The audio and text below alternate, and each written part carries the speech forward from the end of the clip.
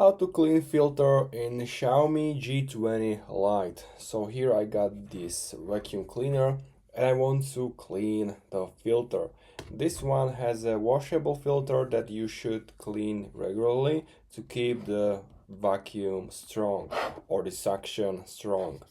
So here at the top, if you grab the Xiaomi Lite to your hand, and here you can see two icons, lock and unlock. So this dot is now on lock.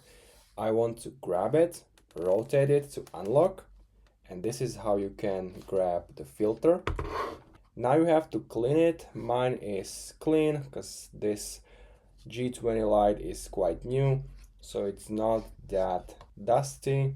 If it's broken, it's replaceable, so you can order it on your own. And to clean it, just use another vacuum cleaner and clean each section of this filter. Once you are done, grab the filter, put it here to unlock, and now you have to rotate it, and now it's locked and cleaned.